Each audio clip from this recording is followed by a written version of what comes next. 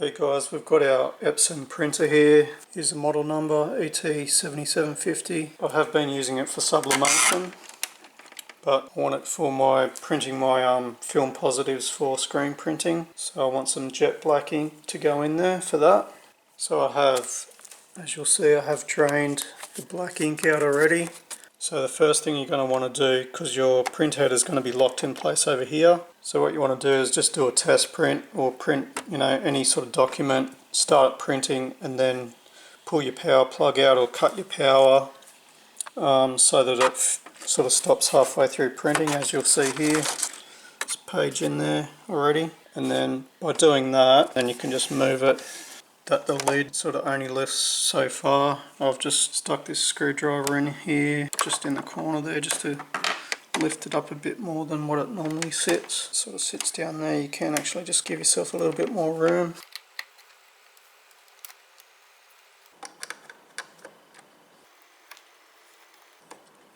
I'll just give you a look so you can see. So it's got these little tabs here which hook over pieces on this print head.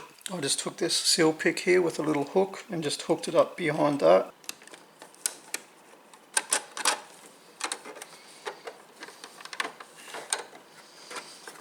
Okay, so now I've got that side up.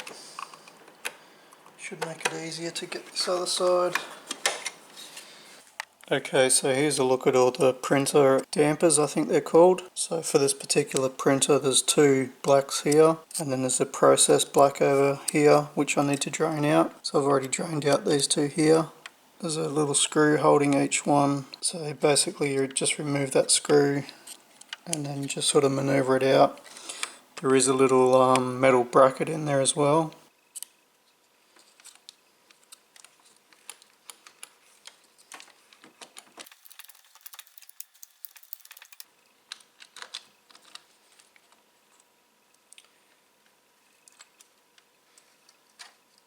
So just be aware that you will spill a bit of ink here.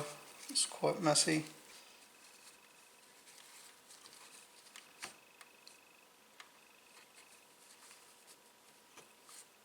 So I'm just trying to clean the ink out from down in the bottom here. It's sort of spilt out.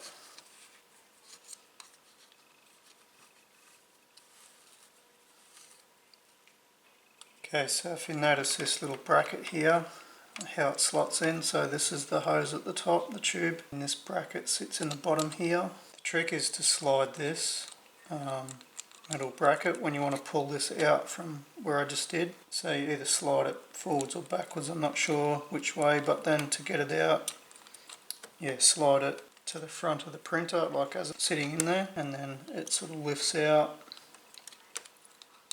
and comes completely out. You may not need to pull this right out, but it's just how it goes. Stick some paper towel back there, pull this tube off.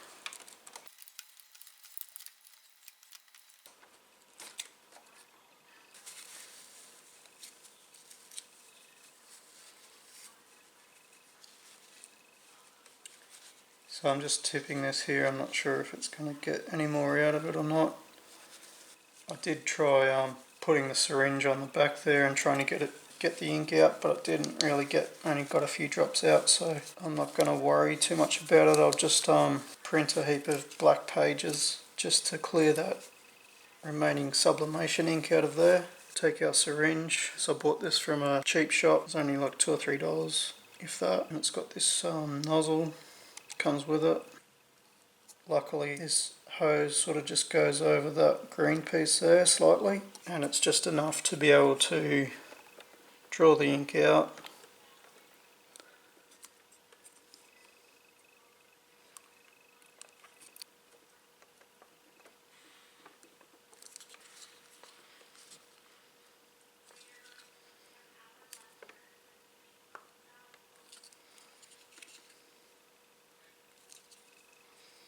And now remove, just to drain this ink into another waste container. So So you can, on the top of the fuel tanks, you can lift the little cap up just to give it less resistance. You don't actually need to do that. So the first syringe I got out, I didn't do that. And actually it's not really making much of a difference in terms of resistance.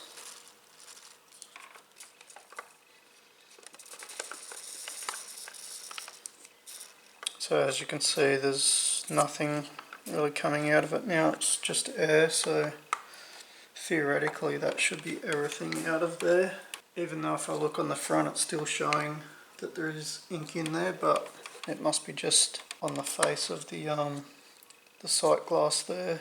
Every time you empty the syringe, just have a tissue or paper towel ready, just because there will be a few drips at the end of the syringe.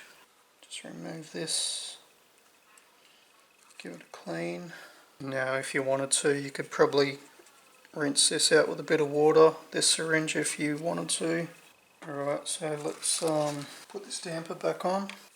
So now the first thing I'm going to do is reinstall this metal piece here, so that's the top. So that slots in there, and then that, just have to sort of manoeuvre that back in place there. So as you can see there, strap goes along the bottom there, and then there's that little piece in the back there. So now sit that down in there for now. When you look down on the front here, you'll see for each little metal bracket on the right hand side there's that little plastic tab that I was talking about. That's what it needs to lock into. Get yourself a flat screwdriver, and I think you might want to move that bracket forward, sit it down in place, and then try and slide the bracket back so it goes under that tab, and that'll sort of lock the damper down into place.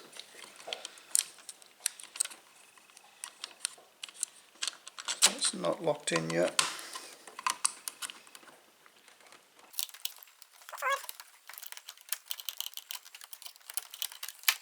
So you might have to sort of move the whole damper forward, sit it down, and then hold a bit of downward pressure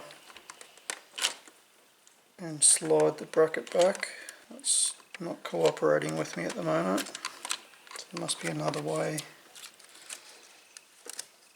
Let's try and just move that out of the way for now.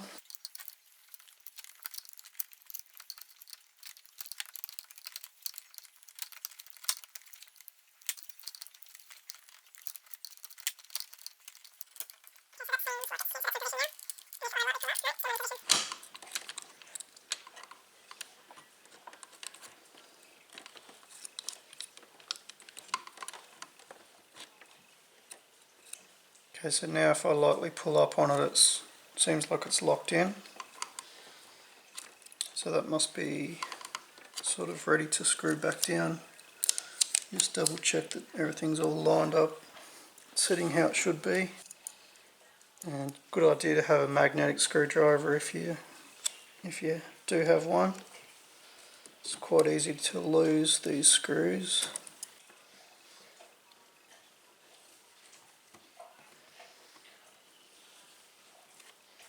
Take your time with these and make sure that they are pressed down into place properly and locked in, because the last thing you want is if they're not seated properly and then you go pouring your new ink in and it's not sealed properly on the bottom, all your ink's just going to run out and make a mess.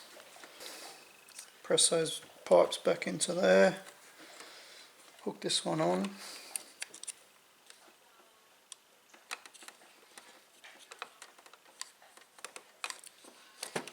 Make sure it's pressed right on.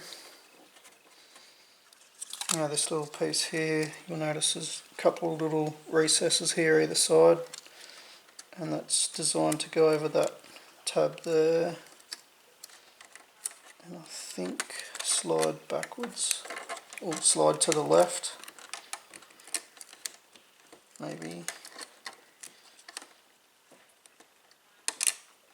just to lock in. And then this piece You'll notice over this side there's a little piece that it slots into there just to lock back in. So now if we go and reinsert this, let's get our other screws.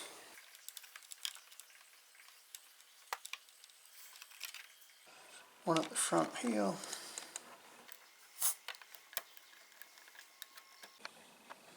And so obviously there will still be a slight amount of ink in your tubes. So you'll probably just have to do a few test prints. Refilling my ink with the jet black ink and just running a print head check, because when I tried to print there's no actual black ink printing yet, so it mustn't be through the lines properly yet. Topped up the ink and I've tried printing a few sheets, but I'm not actually getting any black colour to print now. So what I'm going to have to do, I'm going to have to pull this cover off again and get my syringe and try and draw some of the ink through the tubes and yeah, see if that makes any difference. Okay, so I'm not going to bother putting the cover on, I'm just going to give it another test and go from there. So take that screwdriver out.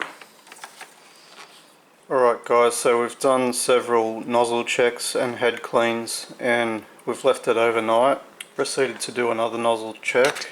Still not getting any blacks coming through. There's no yellow as well. I have had that issue for a while, so I'm not really concerned about that. But what I did do was I found a piece of plastic tubing that fits over the fill point here. So I'll just take this off. So obviously start with the syringe fully out. And so the idea is to force air and therefore force the ink through the lines and through to the print dampers or print heads. I've already done this one, so what I'll do is I'll show you the yellow. And what I did notice was that when you press this down you will hear a noise down near the print dampers there. So I'll see if you can hear it on camera.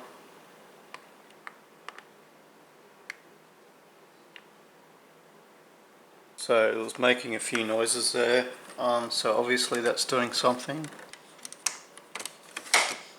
Now if I show you the last nozzle check that I did after doing that procedure, you'll notice now there's some black starting to come in. Process black over here, and the left column of black, there's actually another black column here that's not really, it's got a few little marks there, but I'm just going to run a nozzle check again. So it's asking me to do another head clean again before I can do a nozzle check, so I'm just going to do that. Then proceed to do another nozzle check after this is finished and check the results. Okay everyone, so here's the most recent nozzle check. So as you can see, the text is printed out pretty good. We've got a lot more of that black there on the left. We've got basically nothing on the right one, which is disappointing. But we've got a bit of yellow now there. So I'm sort of thinking the processed black one's pretty good. There's just a couple of little bits missing out of that. Okay, so test number 3, didn't really notice any difference. So I'm going to run another print head cleaning and see how I go. Okay, so I've done another print head clean and nozzle check and it's actually gone backwards, so I'm not sure why that is. I'm just going to leave it another 12 hours. It's probably most likely going to be, I'll leave it till tomorrow and come back and have another play with it. Left this a couple of days. Yesterday I did another head cleaning check, once or twice I think, and a few nozzle checks, and still wasn't getting the good results. So I ended up doing a power clean, and so I've left it overnight. Doing that power clean, it prompted me to replace the maintenance box because it was quite full.